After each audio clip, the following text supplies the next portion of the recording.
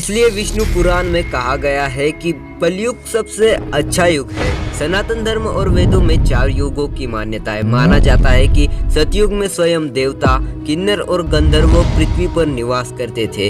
हमारे धर्म ग्रंथों में किन्नरों और गंधर्वों के बारे में विस्तार से बताया गया है। सतयुग के बाद आया त्रेता युग। इस युग में भगवान श्री राम ने जन्म लिया और वह स्वयं श्री हरि विष्णु के अवतार थे।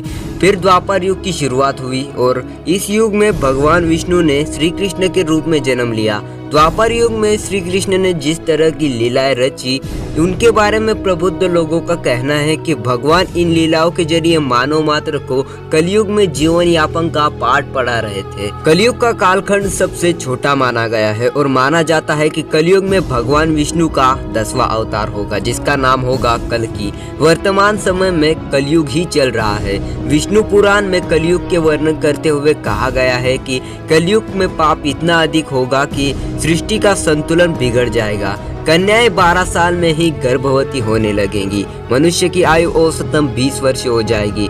लोग जीवन भर की कमाई एक घर बनाने में लगा देंगे। इन सब के बावजूद जब पराशर ऋषि से सभी देवताओं ने पूछा कि सभी युगों में से सबसे बढ़िया कौन सा है, तो ऋषि ने वेद व्यास जी के कथनों का जिक्र करते हुए समझाया कि सबसे उत्तम कलयुग है। आइए जाने व्यास जी ने विष्णु पुराण में क्यों कहा है कलयुग को धन्य और सबसे उत्तम। श्री वेद व्यास जी ने वेदों का वाचन किया और भगवान गणपति ने उनके अनुग्रह पर उन वाचनों को लिखित रूप में प्रस्तुत किया।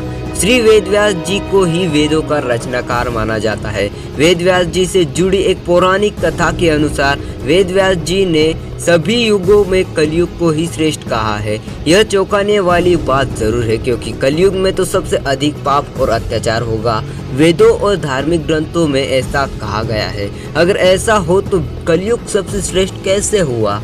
विष्णु पुराण में वर्णित एक घटना के अनुसार मुनिजनों और ऋषियों के साथ चर्चा करते हुए वेदव्यास जी कहते हैं, हे मुनिजन, सभी युगों में कलयुग ही सबसे श्रेष्ठ युग है, क्योंकि 10 वर्ष में जितना व्रत और तप करके कोई मनुष्य सतयुग में पुण्य प्राप्त करता है, त्रेता युग में वही पुण्य 1 साल के तप द्वारा प्राप्त किया जा सकता है।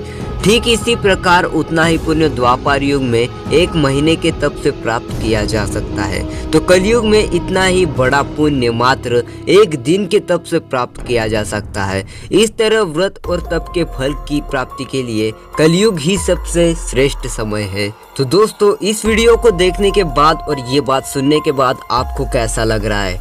क्या कलयुग सबसे वाकई में सबसे अच्छा है? और क्या मैं कलयुग के बारे में और वीडियो बनाऊं?